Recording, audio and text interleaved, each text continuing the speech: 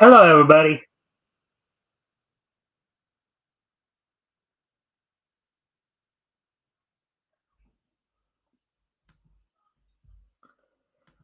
All right, well, welcome to the Mikestand. Happy January 2nd, 2024. We're, of course, the second day two of the new year here. Hope everybody's having a good time um, thus far, having a good year thus far. As we wait for more people to show up, I hope you all are having a good week thus far. And as time goes on, we'll go over what's on tap for tonight. I do have a couple stories to go over. Um, anyways,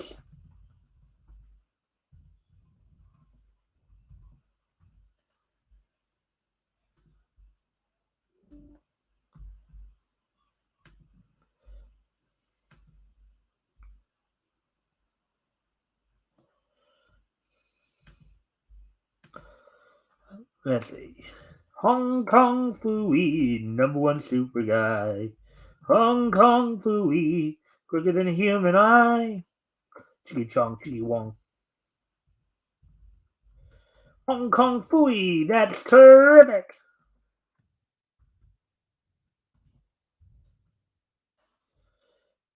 Alrighty then.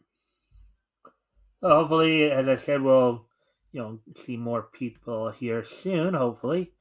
Um, let's see, what time is it here?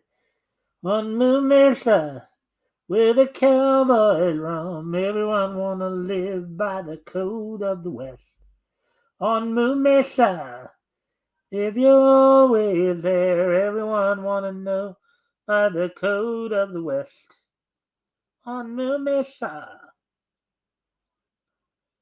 Uh,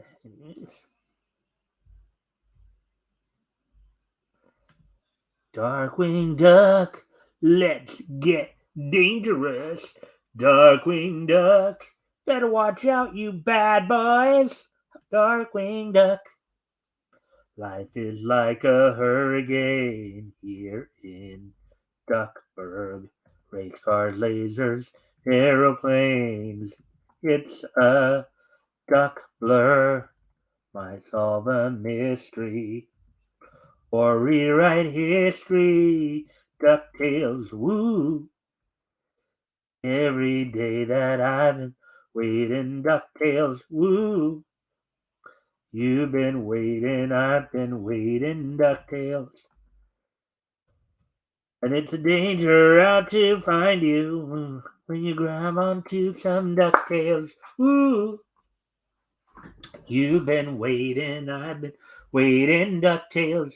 Ooh, you've been waiting, I've been waiting, DuckTales.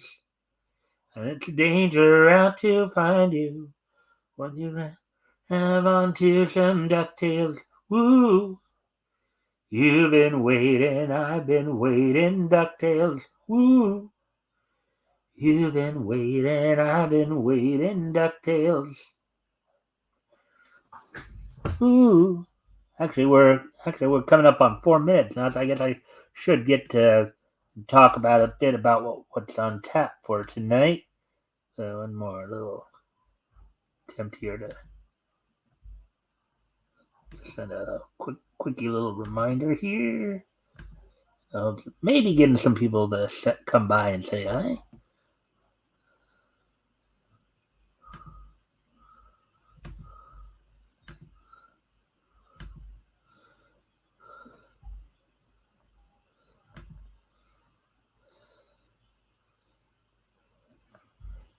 All right. So, yeah, we're at 4 minutes now, so I should probably go ahead and get started here at least. So basically tonight, got a couple of stories going to go over. One from Bleeding Fool, um, one from Bounding into College. Of course, first off, we're going to hit upon an article. We're going to do it from the Bleeding Fool article. A story that's been going on for the last week or so about some of the issues that have risen up in the localizer stories. Of course, as we reported last week, Bushy Road Works, who publishes the Ancient Magus Bride manga over in Japan. They announced that they were going to use kind of a hybrid of AI translations and human editing, um, partly to stop, of course, or to kind of try to further hinder the piracy issues, but also due in large fact to a lot of people being unhappy with the Western localizers and a lot of what they're doing in terms of reinterpreting what the original author says. We'll be looking at that. We'll also be looking at a story talking about um, Rippaverse's rise to prominence. Eric July and his publishing company's rise to prominence. So also we'll have the wrestling wrap up as well as this day in each history. So with all that being said, we're already past the 5 minute mark, I believe. Yeah, actually 6 minute mark. So why don't we go ahead and get going here? Let's get started and get to the articles then. Alrighty then. So here we go. So here's the first article we're going to talk about here.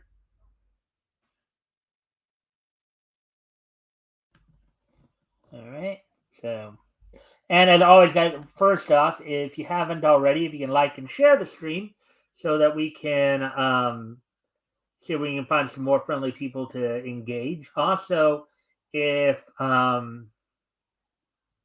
anything here we talk about,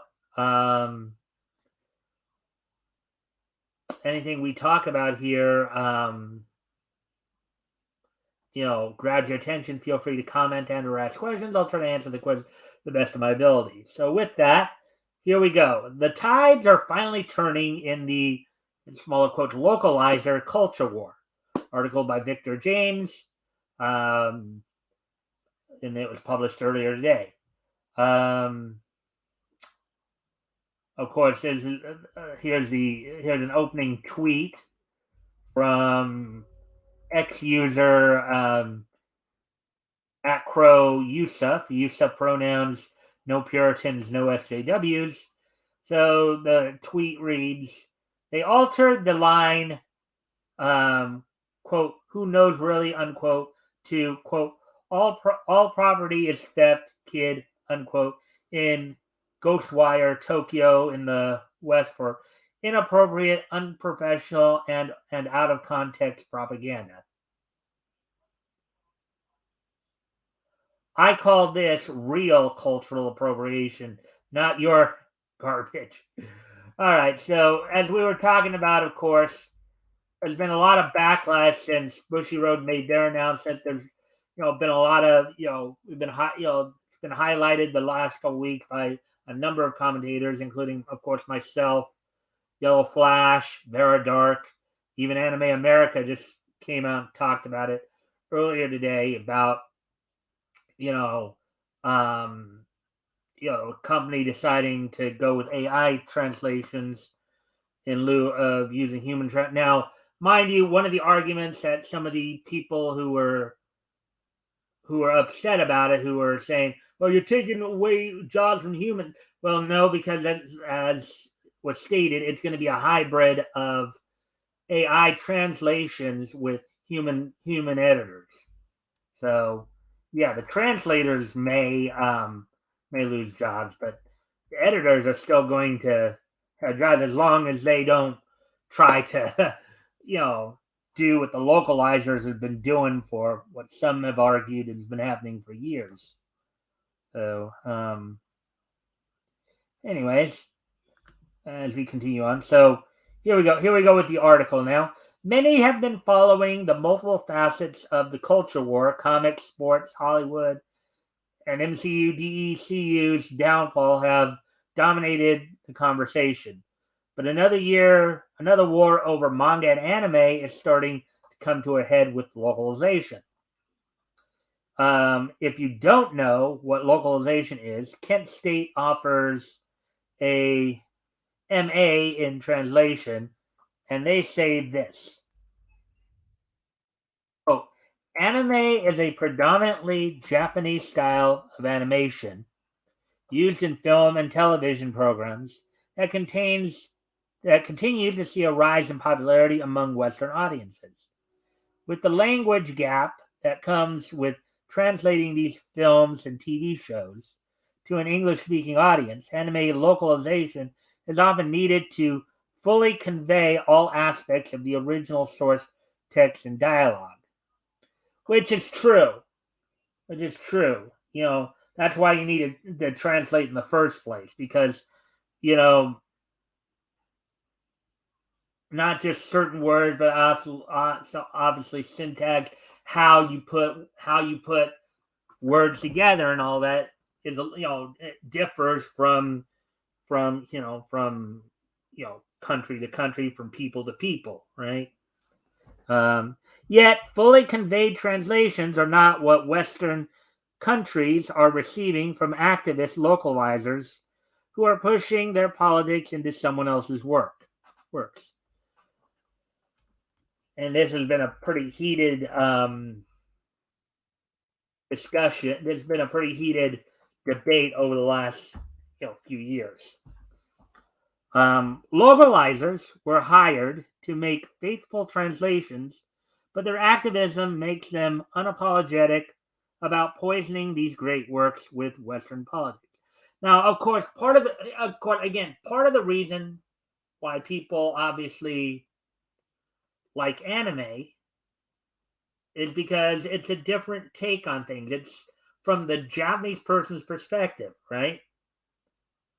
You know, not to say it's not parody. Not to say that it's necessarily better or worse, but people, you know, um, that's the whole idea. A whole idea of getting involved with anime, manga, cartoons, any of that stuff. The whole idea is it's a form of escapism. It's a form of of being able to get away and maybe find something that that you can get excited about, that you like, you know, um, not to be preached to because a Western localizer figures they'd take somebody else's work and use somebody else's IP to shove their agenda down your throat.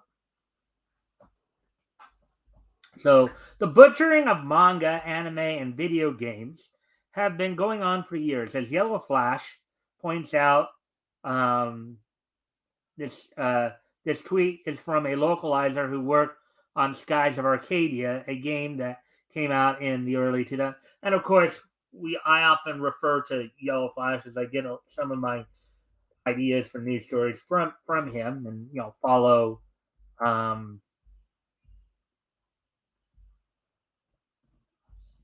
you know, and we have some pretty good discussions on some of this stuff. It can be very.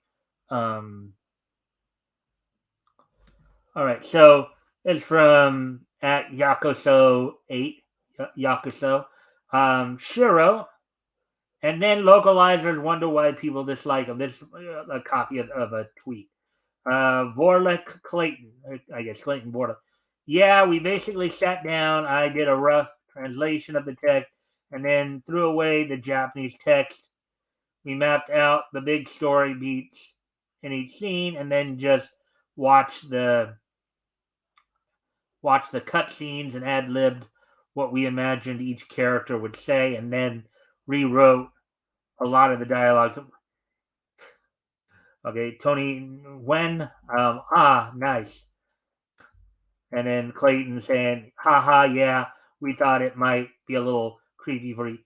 Yeah, you see, that's, again, Clayton Vorlick, who I guess is claiming to be, is one of these translators, decided to take it upon himself to judge what another culture would find appropriate as inappropriate, as we read in a tweet earlier, the idea of the whole cultural appropriation idea.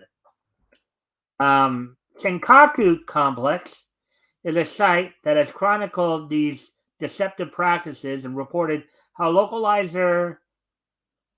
how localizers decided to make a character transgender against the mangaka's wishes. Now, the thing, again, the whole thing here is that these people, despite the fact that in many cases the mangakas or the manga creators make certain things very clear, they're still going to throw. They're still going to throw. They're still going to just push their own idea, their own interpretation of what the mangaka is saying. Even it's kind of like you hear. It would be like saying, let's see how would I put it.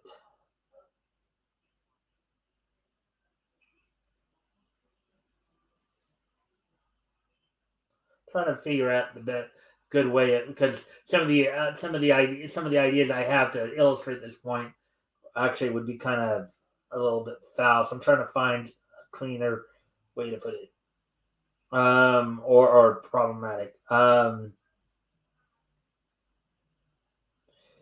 It would be like okay, it'd be like somebody when somebody introduces themselves to you, and you hear them say that their name is Red, right? You hear them say that their name is Red. Like, for example, Red Ryan from Challengers of the Unknown, right? But you insist, but then you, even after hearing clearly that they said their name was Red, you insisting that no, their name is Fred. That's kind of what it's like.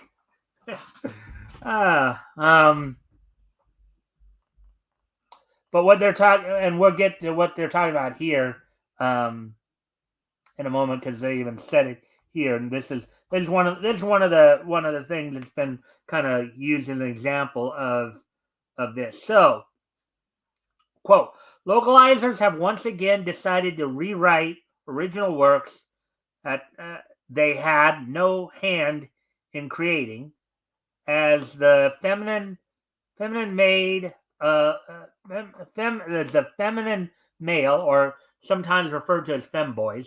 I know that Hiro Hay is one of those who would use the term feminine male or femboy. I turned my childhood friend into a girl.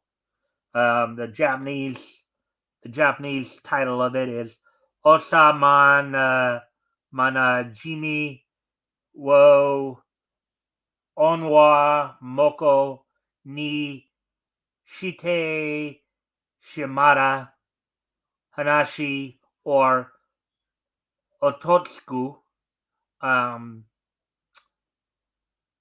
was rewritten to be a transgender female in the English translation, despite the mangaka clearly stating the character is male. So that's one of the examples that a lot of people have talked about, where you have a male, what they call a feminine male or a femboy. In other words, it's a male character who does tend to show, who does tend to show some feminine characteristics. Doesn't necessarily mean that they are a girl or they're transgender or anything. And even the guy who actually created the character even said, no, he is a male. Okay. We've even seen this. We've even seen that situation in One Piece as well with the Yamato character. But yet they decided, in order to push an agenda, they were going to change what the original author clearly stated was a male into a transgender female. Okay.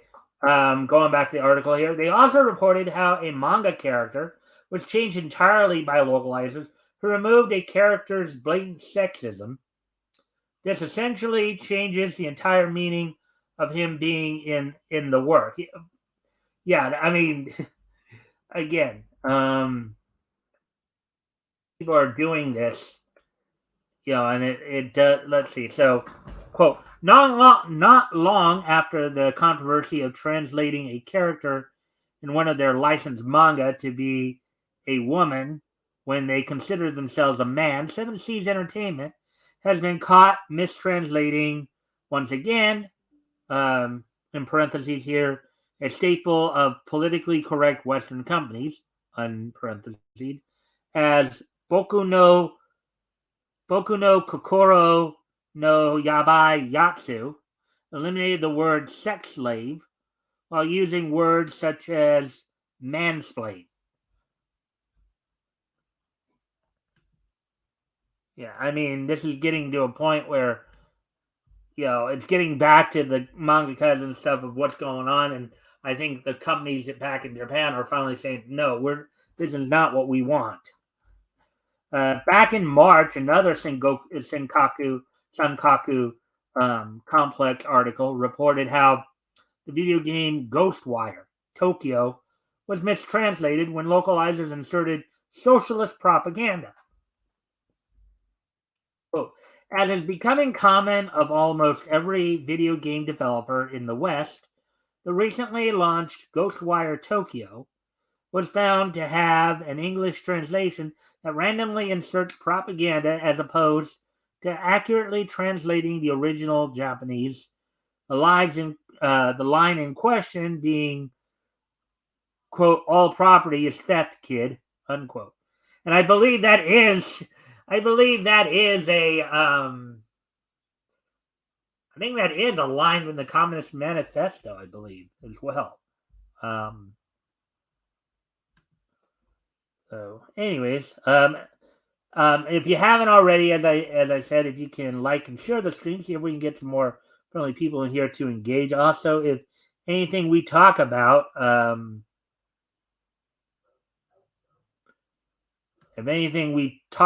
here grabs your attention, feel free to comment and or ask questions.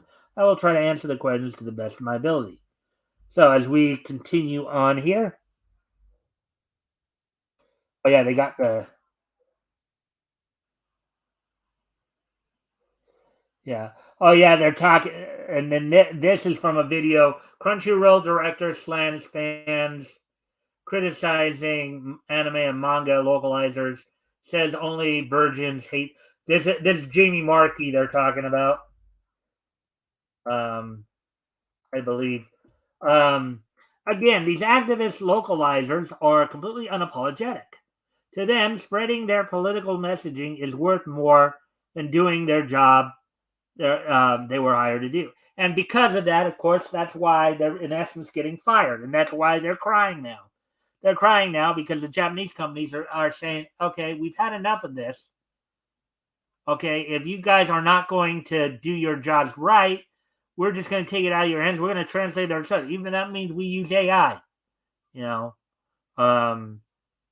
This cult-like adherence to quote-unquote the message gives you an insight into these localizers' integrity. Now, here's another one that I know has gotten talked about quite a bit because I know Vera Dark in particular highlights this young woman on a number has highlighted this translator by the name of Katrina Leonodakis.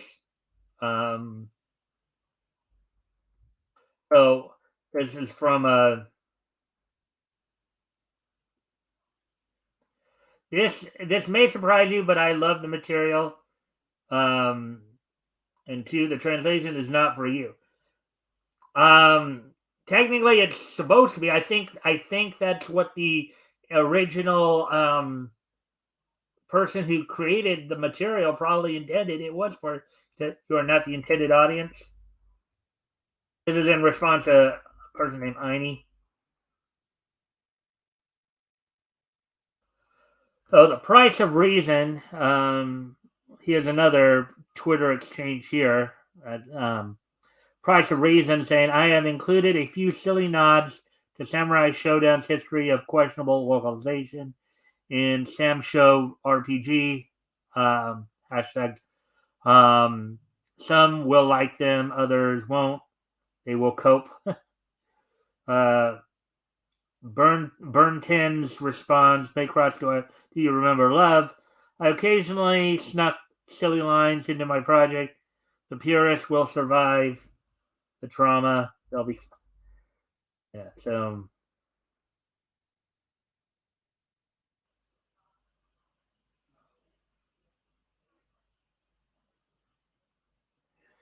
bread makes you fat.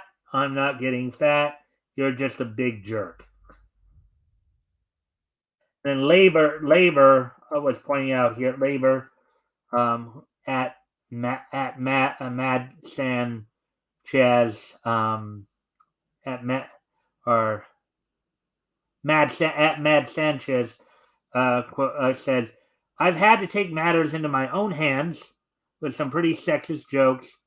Parentheses, not even coming from villains or characters already set up as terrible, and I don't regret it. A lot of text written by 50-year-old men, and you get some dust in there. It helps no one to keep it. The fact is, though, that 50-year-old man was the man who wrote it. It's kind of not your place to reinterpret what that 50-year-old man said. Okay? Anime fans do not want your reinterpretations. They don't want to be preached to. They don't want, so let's see. There are many, many, many more examples of localizers butchering Japanese material.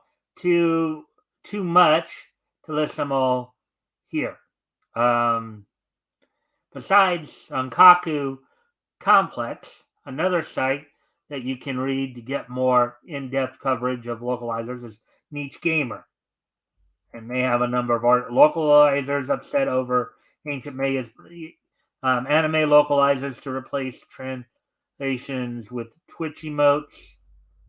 And of course, Bounding into Comics has done some stuff. Again, there have been a number of us from Vera Dark to Yellow Flash to Hero Aid, myself, who've also talked a lot about this. Idea is nobody likes to be preached to. When we watch an anime, we're watching it because we want to watch the anime. We want to watch what we like what the Japanese produce. We like how they present their culture. And for somebody to sit there and reinterpret somebody else's culture, that is cultural appropriation. That's imperialism. Okay.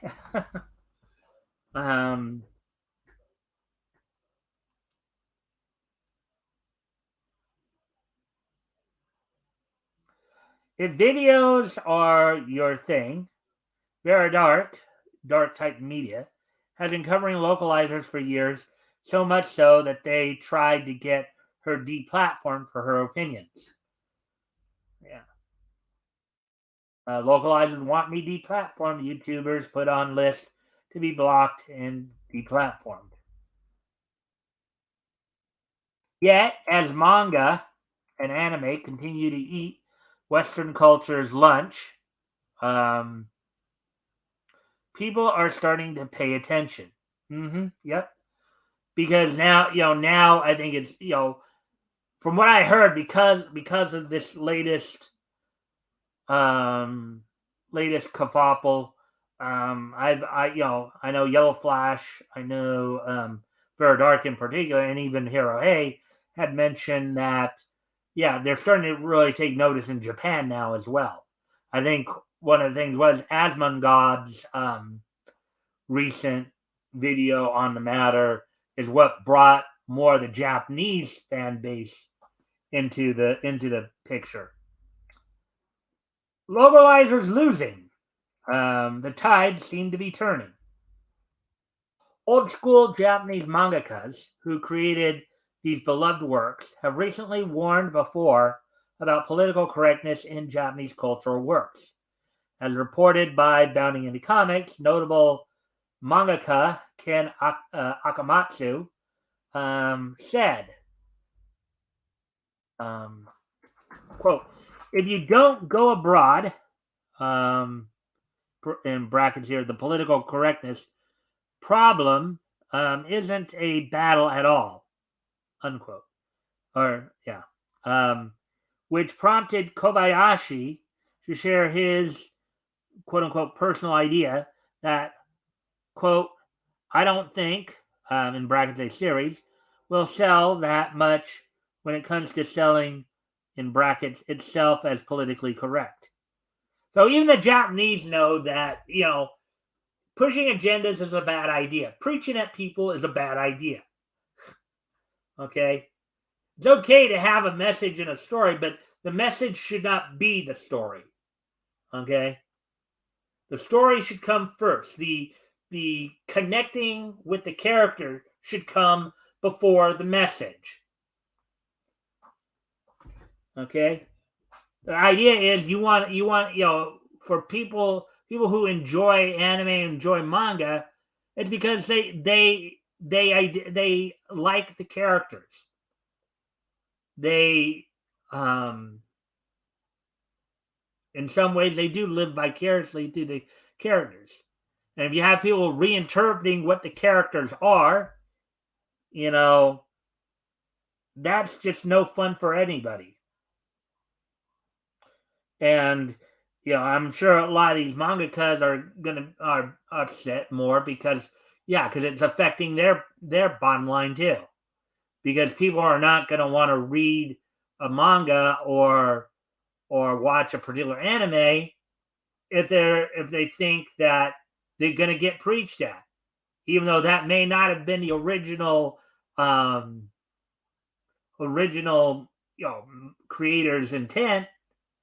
But because of these Western localizers reinterpreting the material and shoving their messaging into your face with somebody else's work, that's going to cause a lot of problems. Quote, the point is, quote, manga that was released without being conscious of political correctness cannot be read due to political correctness problem, unquote, said Kobayashi. Quote, I think this is a mess like a fire. Fire in brackets there.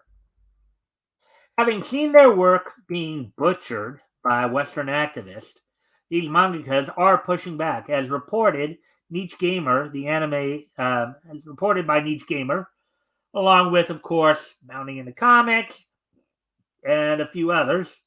The anime series, The Ancient Magus Bride, is now bypassing localizers altogether by allowing AI to translate their work. Of course, this brought out the usual vitriol on X from localizers who previously bragged about changing the content they were hired to translate. Basically, the reason a lot of these translators are coming out in force here or starting to cry and squaw and all that, because their nest is getting fired. That's what it comes down to. People like Katrina Leonidakis and Jamie Markey are now going to be getting fired from their translating duties because a lot of these creators are just not having it. And then, according to Katrina's response to, I guess, an anime news article, I don't have words. For how embarrassing and disappointing this is. It's embarrassing for you because you're getting fired. It's disappointing for you because you're getting fired. Instead of paying a human to do a quality job, which you haven't been doing, and humans still are going to be doing work on it, more on the editorial side of it, in terms of what you're talking about with the, they're using AI to get a mediocre product for free. Not entirely true because, again, they're going to be using human editors. Is this how little they think of English speaking audiences? Well, I think even a lot of English speaking audiences have been coming out saying they'd actually at this point prefer, if it's a choice between people like Katrina Leonidakis translating and an AI translating, I think people are making it very clear they probably would prefer the AI translation with you know some English, some editing to handle certain nuances, as it were. Um, but though those editors who are going to edit, you know, to again try to keep it as close to what the Japanese intent was, instead of putting their own 2 cents in. Another recent development, Niche Gamer reports that the socialist propaganda found in Ghostwire Tokyo has been reverted to its original meaning. Um, so basically, what they're saying in the game, that where they had the all property is theft line, a line I believe from the Communist Manifesto, it's been since removed. Um, this may be the start of opening a floodgate. Any creator will tell you that they want a faithful translation of their work. With recent advances in AI, the mangakas not only get to ensure faithful translations, but they also get to cut out the middleman that was robbing them with their activism, which is the point I made exactly. You know, you take it out, take these properties out of the hands of people like Katrina Leonidakis and Jamie Markey. Take it out of their hands. Okay, so you do AI, you do have a computer translate it, and then have human editors, their own human editors in Japan who their own English speaking editors in Japan who will make sure that it's translated as close to the Japanese intent as possible, staying true to the source material with no you know agenda pushing or no messaging, as it were. you know um so beginning of the end. There are just these are just small victories. It still remains to be seen if the Japanese will continue to resist the mind virus. Companies like Sony have been duped in believing censorship and political correctness is what Western audiences want. Yeah, but I think the yet the localizer revolt offers some hope that Japan may remain a bastion against the cult that's infected Western culture. According okay, so Chisei here, Chisei Hattori Chad, um, was I guess quoting a localizer. Japanese is impossible to translate to English accurately. Um, and then and then he responds to that. Remember your boy Kongming? Um, in one of the episodes, there was a rap battle between the characters with full-blown cultural references. The English localization not only one-to-one of the cultural references, the localizer, and then show more. Let's see, check out so Fiasco Adventure. So, all right, I believe we saw that on. That was an ad. There he is. But basically, that. But bottom line is that contrary to what these localizers say, um, fans want accurate translations. Mangakas want accurate translation. Okay, it's not for the localizers to reinterpret other people's works. It's kind of like the example I gave earlier. It's like when somebody introduces themselves to you, right? And they say their name is Red. They tell you their name is Red, like Red Ryan from Challengers of the Unknown. But then you decide to insist that their name is Fred, even though they distinctly tell you that no, my name is Red, and yet you insist that their name is Fred. That's kind of like what it is. Um, so, anyways, so there's that article. Um, wow, I went all the way. That took me 40 minutes to go over that article, but there was a lot to because and again they hit upon some others, and I talked a lot about Jamie Markey, who of course was scriptwriter for Crunchyroll / Funimation. Couple of things that she's done, of course, in terms of like inserting the term Gamergate into prison school, and then that one line in Miss Kobayashi's Dragon Maid, in which the original line in Miss Kobayashi's Dragon Maid was so the one character asked the Dragon Maid character, or took notice of the fact that she decided to wear something different. And the Dragon Maid character basically said, "Well, I just wanted to change it up a bit, do something a little different." Any, any thoughts? And instead of that, we get in the English translation, "Oh, you changed your outfit." And you go, "Yeah, I was just tired of living up to the patriarchal standards of society." What do you think? So that kind of thing. And that's what will turn a lot of fans away from the material. And now the mangas are starting to see this as a problem, and they're saying, no, we don't want this. The mangakas and many of the creative minds don't want this, So, and people like Katrina and Jamie who are crying about it now, they're crying because they're losing their jobs.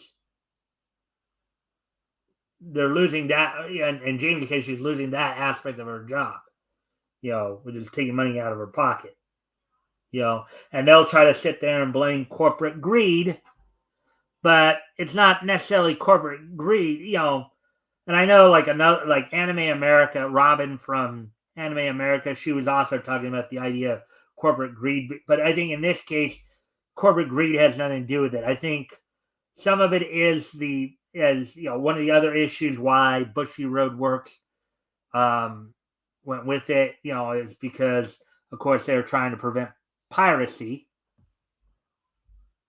but also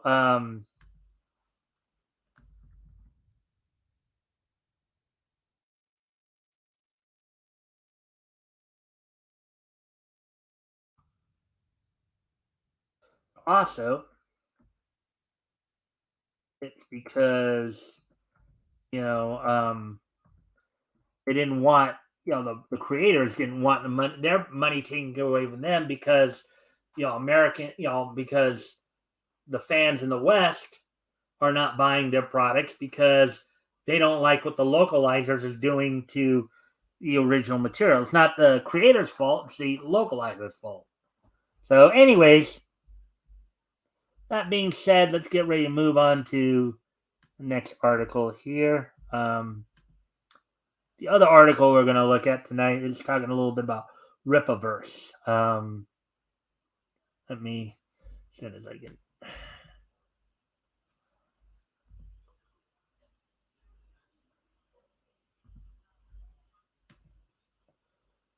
All right, so.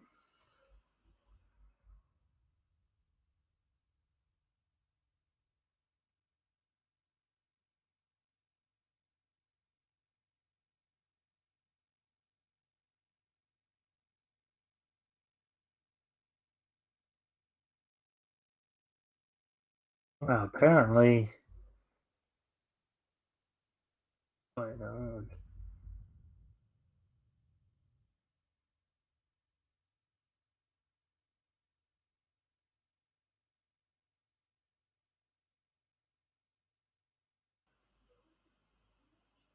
Oh yeah, okay. This is a story right here. All right, comic books and opinions. Opinion: Chuck Dixon and Joe Bennett's Alpha Core #1 proves the Ripperverse is not only growing up fast, but is also a real player in the comic book industry. Article by Mark Clare, published earlier today. So let's go ahead take take a look at this. Um, let's see. Hey there, Jr. Let's see. Hail, Xenu and Xena. Hail, Mike and everyone. Hey, JR, if you can help me out by liking and sharing the stream, seeing if we can get some more friendly people in here to engage, that'd be appreciated. Also, if there's anything we talk about here grabs your attention, feel free to comment and or ask questions. I'll try to answer the questions to the best of my ability. So with that, let's go ahead and take a look at this article now. So I've made no secret of my anticipation for the release of Alcorn. So this is the author here talking, of course, Mark Clare. Mark Clare. So Alcorn #1 by Chuck Dixon and Joe Bennett. Brought to us as the first non-Eric July scribed title from the Rippaverse. The book has certainly delivered on sales expectations. As of this writing, Alpha Core #1 has sold over 12,000 books, marking the third book in a row from the Rippaverse to surpass $1 million in sales. Pretty impressive. Pretty impressive start there. For me, as a reader and collector, this book was going to be the one that would tell me whether or not I would become further invested in the Rippaverse. While I enjoyed Eric's efforts on ISOM #1 and #2, I had yet to decide if I had really become fully vested as a fan of the Rippaverse universe itself. Now, granted, yeah, sometimes you want to see how other people interpret something in that sense before you really get into it. You know, how will other creatives build on the universe that one person, so Eric July laid the groundwork for a universe. How would, like, in this case, Chuck and Joe, how would they add to that universe to make it more appealing to fans in general?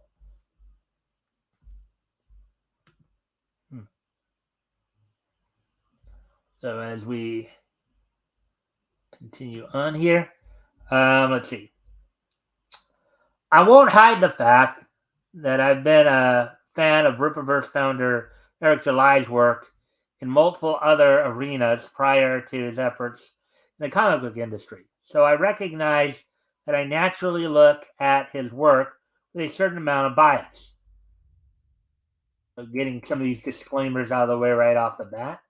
For me, Alpha Core was going to be the litmus test of how July is handling not just the role of comic book creator, but comic book publisher, bringing in industry veterans Chuck Dixon and Joe Bennett to helm the first project not written by himself, sent a message that Eric wasn't playing around, but did it deliver. Today, I'll break down the basics of the plot, doing my best to avoid any major spoilers, provide my thoughts on the good and bad of Alpha #1, and deliver my final verdict.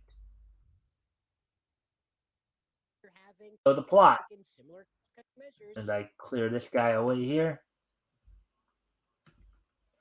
Okay, the plot. Alpha Core #1 starts off with some big action right off the bat, followed by a giant splash page that sucks the reader into the action before they have a chance to take a breath. Bennett uses some really grandiose layouts in these early pages to give this book a Big Ten feel from the jump. Alpha Core, the special 3-person police unit consisting of superpowered execs, consisting of Brian Solari, Ingrid Valdez, and just call him Braxwell, intervene in a series of petty accept related crimes that turn out to have a connection to a larger plot aimed at taking down Alpha Core.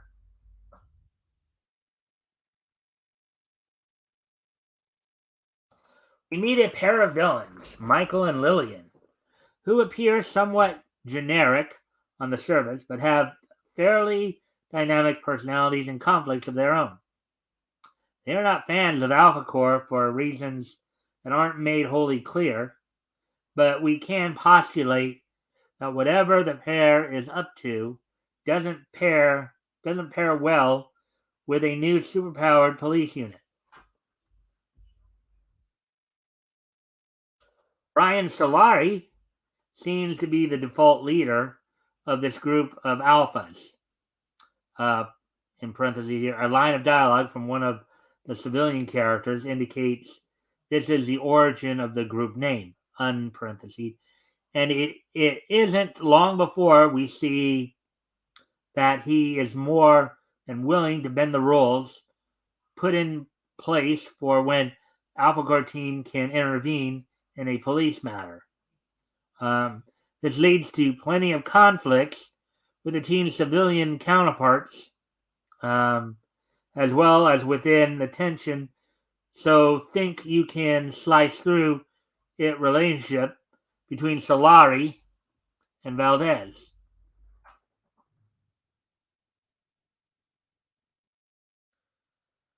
Meanwhile, Bractrell just does his thing in silence, serving as the Snake Eyes-esque silent yet effective enforcer of the group. And for those of you who may not be familiar with that particular reference, Snake Eyes, of course, was the ninja in G.I. Joe.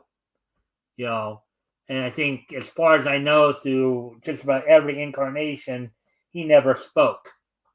He would usually be silent. He would usually communicate some form of sign language, usually. Um, just as a word to the wise there. Um, as the story unfolds, Solari continues to overstep his bounds in taking charge of the investigation as we learn more about the larger plot that connects the various excepts that Alpha Core is dealing with. Whether or not the plot is foiled, I'm just going to have to leave you hanging if you haven't read the book, as I'm striving to keep this review as spoiler free as possible. But there is certainly a twist to the ending that I didn't see coming, though looking back, it was subtly foreshadowed by Dixon earlier in the issue. Now let's take a look at the good and the bad when it comes to Alpha Core number 1. Well, let's do that. The good. I keep thinking to myself that Alpha Core has a vibe of early 90s Valiant comics, and I love early 90s Valiant books. I would describe these books as having a slightly more adult and serious tone than what you would typically get from mainstream Big Two superhero books, while still operating in the setting of what is clearly a superhero universe. The presence of Chuck Dixon is felt the most in the dialogue. No offense to Eric July, who put in a commendable effort as a first time writer on ISOM, but Dixon's 30-year career as a comic book writer really shines as a major upgrade for Alpha Core. The dialogue is purposeful and efficient, always serving to advance the plot, provide insight into a character, and occasionally deliver a laugh. Dixon uses very little exposition. Almost everything about the plot we learn from the natural dialogue and actions of the characters. Dixon is a master at this type of storytelling.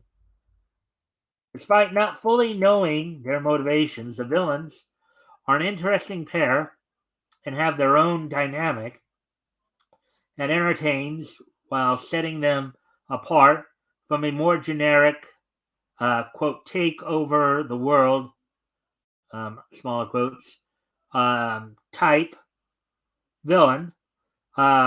It's clear there is more to these two than to be revealed in this issue. And it will be interesting to see how they tie into the greater Riververse lore.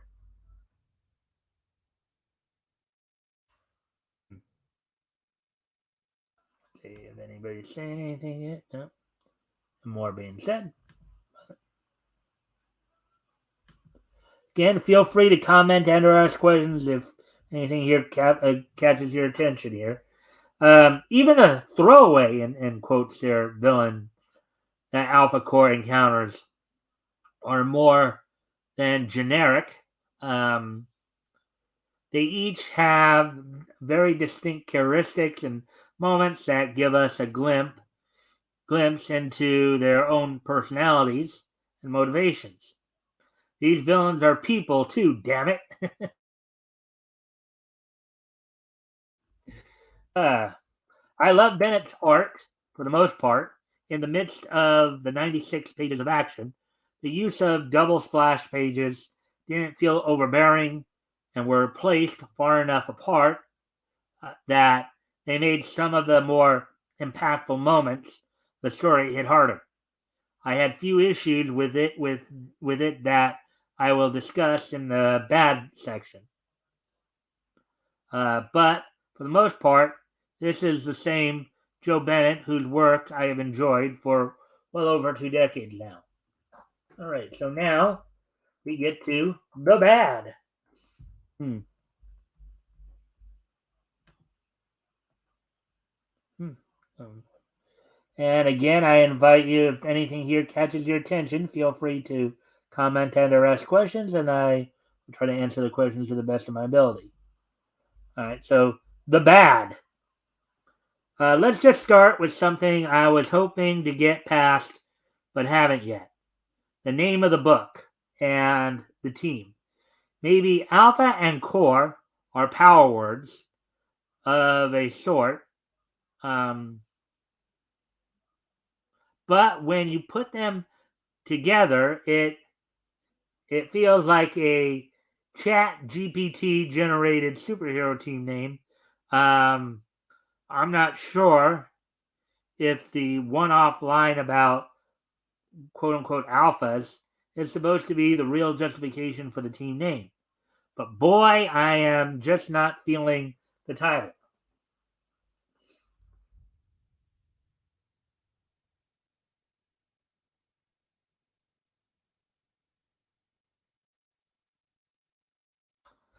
I didn't feel we learned enough about the motivations of the main characters or the villains. We know what they want to do, but not so much why they want to do it. We get hints through the dialogue, and while I normally wouldn't expect to have so much laid out in the first issue, at 96 pages, this is more of a trade paperback first story arc, and I would have liked a little bit more backstory on the individual characters, Alvacor itself, or the villains, Michael and Lillian. Yeah, I mean, I guess I can see it, particularly with the villains. It would be nice to kind of have a little bit more of an idea of what their motivations are, why they don't like Alphacore so much. So I can see that aspect. While Dixon's dialogue is generally great, Ingrid did use one line during her standoff with a villain that I have heard versions of in other mediums, and it felt a bit forced and out of place to me.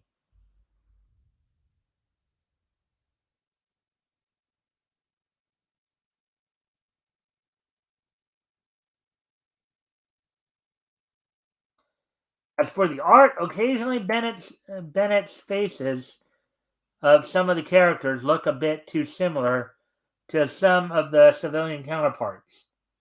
For example, in one of the scenes, Ingrid's face looks nearly identical to that of the civilian woman she is working with, which threw me off a bit while reading.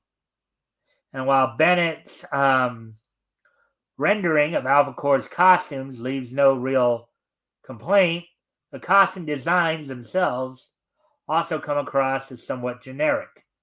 I suppose fitting with the equally generic Albacore name. Mm-hmm.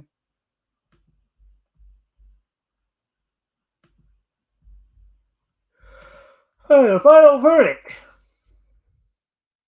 My above criticisms are mostly nitpicks. The truth is, I loved this book.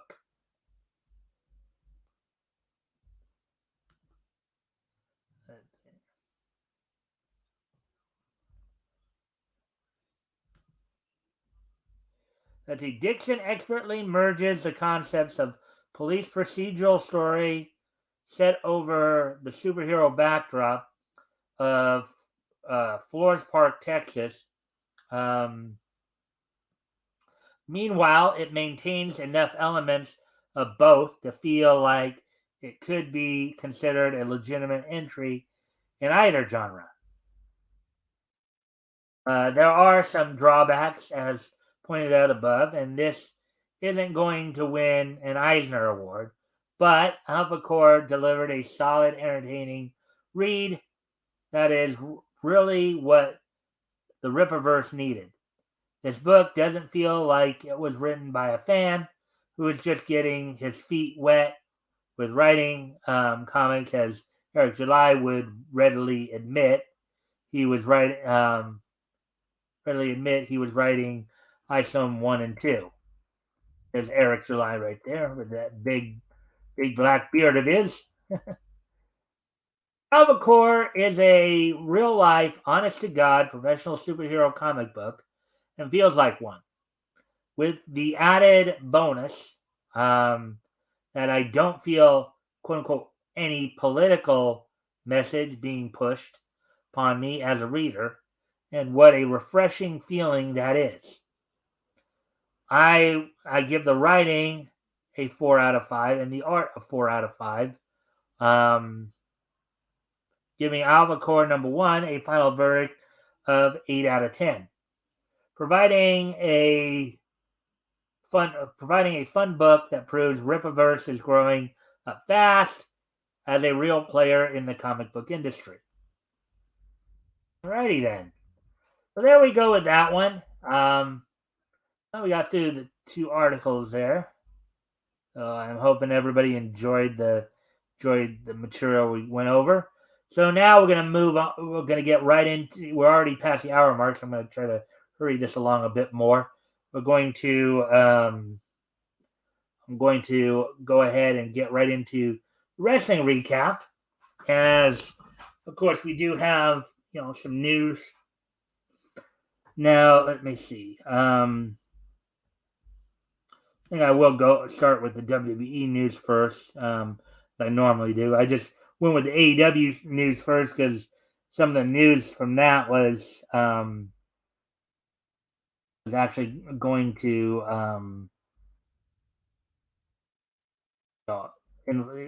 could have involved WWE.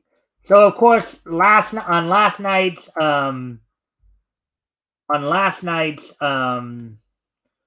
Monday Night Raw, before we, of course, one of the big, there had been talk about a former WWE champion making their return to the WWE last night. And as it turns out, not one, but two former WWE champions made their returns. So initially, Jinder Mahal came out and went on a kind of this anti-American spiel. And everybody thought, oh, it was this guy? Well, I guess. And then, lo and behold, making his, do you smell what The Rock is cooking? Da-da-da. The Rock made his return,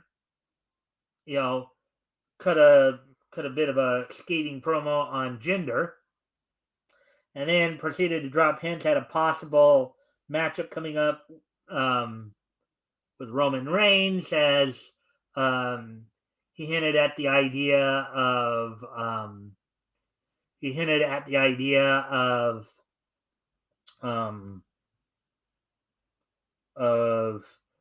have he hinted at the idea by saying that he may want to take a seat at the head of the table. So that was the big news. There was some talk. The reason I started with the AEW news yesterday, because we thought maybe Andrade could be making his possible return to the WWE as early as tonight. There was even some talk that Batista made, but it ended up being Jinder Mahal and The Rock. So that seemed to work out. Now, as for, of course, last night's matches, to go over the results of that real quick here, would include Nia Jax defeating Becky Lynch. The opening in what people are believing to be a push for Nia. Some people are saying that Nia is getting pushed to try to help bring The Rock in a little bit more.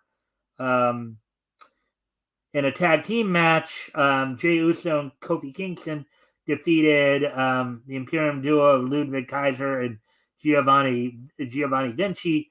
Vinci somehow got hurt in the match. I think had suffered a scratch to his face or what have you. In another tag team match, Awesome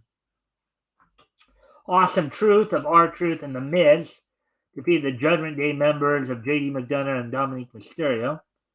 Rhea Ripley retained the women's world title over Ivy Nile.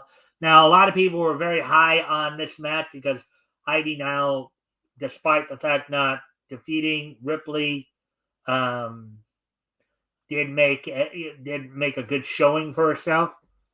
In a women's tag team match, Shayna Baszler and Zoe Stark defeated Natalya and Tegan Knox. And in the main event, saw Seth Rollins defeat Drew McIntyre. Now we're done with that part of it. Now, moving on to some AEW news. Mind you, I did not say anything about this as of yet because, one, a lot of this is still kind of rumor. Well, not as much rumor, but just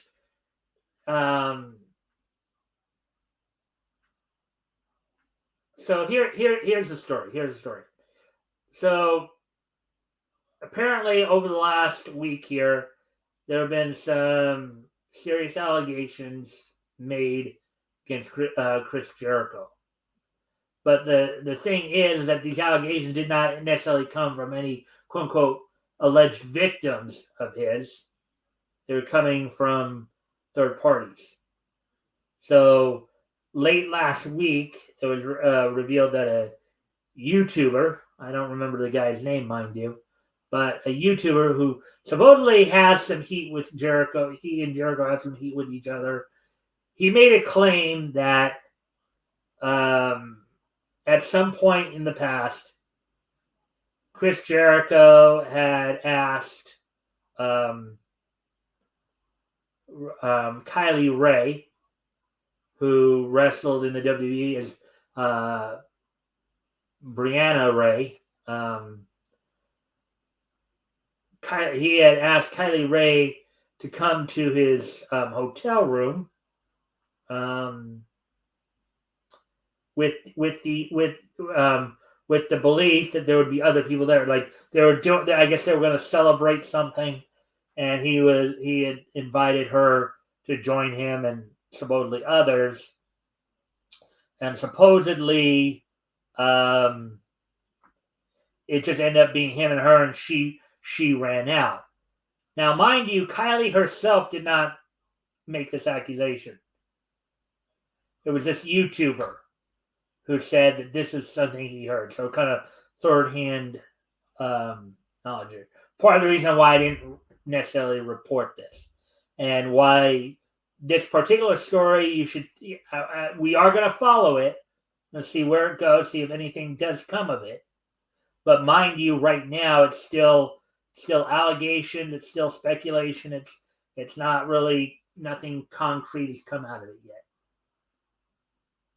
Now, earlier today, as reported on WrestleMania,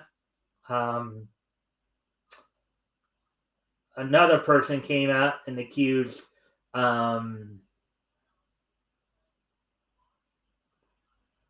Chris Jericho of sexual misconduct. This time it was former WWE wrestler Rene Dupree, who had basically again made kind of again another indirect statement here, in which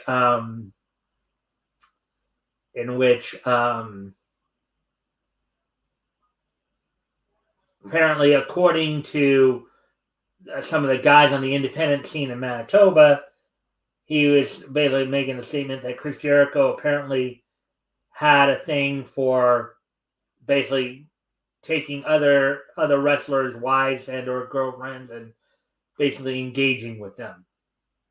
Okay. Now, engaging is a cleaner word than a lot of people are using, but I think those of you who've been around me long enough, you know what I'm talking about. You know what I'm saying. Okay. It's kind of similar to the whole Shawn Michaels, Bret Hart, Sunny Days incident back in the mid to late 90s. Okay. In fact, this is kind of like that because it's one of those unwritten rules. You don't go messing around with another. Now, granted, even though they say it, you don't do it in wrestling. You just don't do it. Period. You don't go messing around with another man's girl. You just don't. So, now, granted, these are just allegations, and in both cases, they're coming from people who may have, for whatever reason, an axe to grind with Jericho. Jericho himself has not really said anything about it. The one alleged victim we have heard, Kylie Ray, as far as I know, she hasn't said anything about it. There's been no report on her either acknowledging or denying the accusations that were made by this YouTuber. Tony Khan has essentially said that AEW has an open door policy that if this is an issue, supposedly, that people can go to him and bring this stuff to their attention. Now, people are skeptical of that because of a lot of stuff that went down over the past couple of years here. Of course, revolving around some of the two incidents involving like CM Punk and the Elite, and then CM Punk and Jack Perry. But again, this is still speculation. Take it with a grain of salt. We'll be continuing to follow the story as more information comes in. If whether or not it proves to be true, if this either way, whether or not it proves to be, these guys are just have an axe to grind, the best way they feel they can hurt Jericho is by making these accusations, or if there is some actual truth to it. So stay tuned, as it were. So with that, now we're done with the wrestling wrap up. Now what we're going to do is, today is Tuesday, January 2nd, 2023. So we're going to take a look back at this day in niche history. History! So let me just take a quick peek.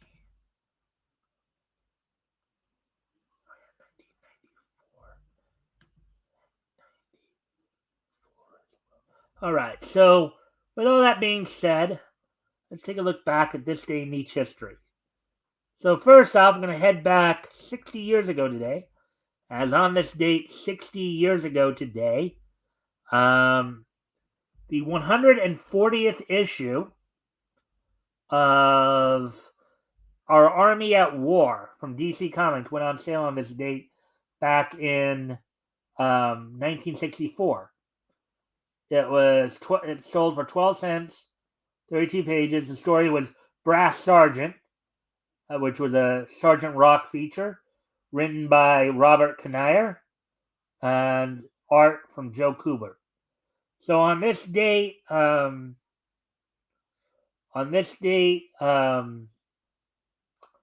years ago today, the 140th issue of Our Army at War, featuring Sergeant Rock, went on sale on newsstands.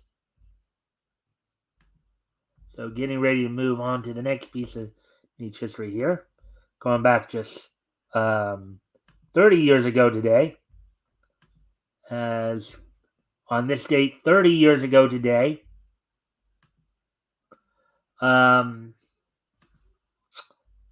Jumbo Pictures Doug,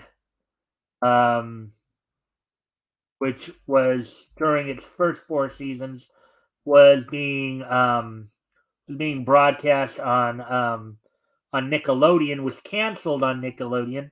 It was, of course, relaunched by ABC 2 years later in 1996. On this date in 1994, Jumbo Pictures Doug was canceled by Nickelodeon. That happened 30 years ago today. And 1994 is just so nice that we're going to hit it twice. As also on this date in 1994,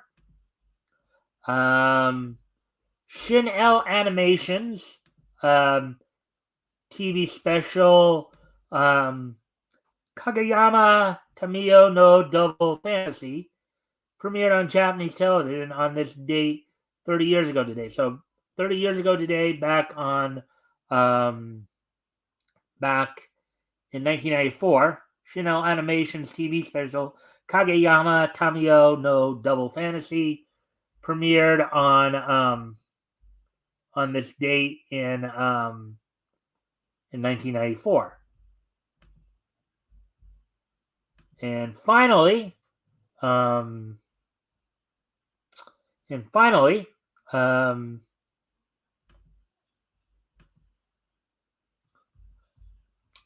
years ago today, on this date 5 years ago today, WWE and let's see, WWE New England New England Pro Wrestling Hall of Famer and WWE Hall of Famer Gene Okerlund passed away at the age of 76 on this date 5 years ago today. Gene Okerlund, known to most fans as Mean Gene Okerlund, so WWE and New England Pro Wrestling Hall of Fame interviewer and announcer Gene Okerlund passed away on this date 5 years ago at the age of 76. Gene Okerlund, known to most fans as Mean Gene, was given the nickname Mean Gene by Hulk Hogan for Gene's very poignant, hard-hitting questions a lot of times in his interviews, his interview style. Well-respected member of the pro wrestling community for many years. Started his career with the AWA before moving on to the WWF and eventually WCW. He was inducted into the WWE Hall of Fame by, of course, Hulk Hogan. So 5 years ago today, the passing of Mean Gene Okerlund. So with that, I thank everybody for being here. I know we ran a little long tonight. But we had a couple good stories there that we really wanted to get to. So with that, thank everybody for being here, and I hope to see everybody back here tomorrow. Oh, and don't forget, of course, this Friday, of course, Tim Olson will be joining me, as we'll be looking back on, we'll be taking another trip down Comics History Lane, and we'll be looking at books that went on sale from,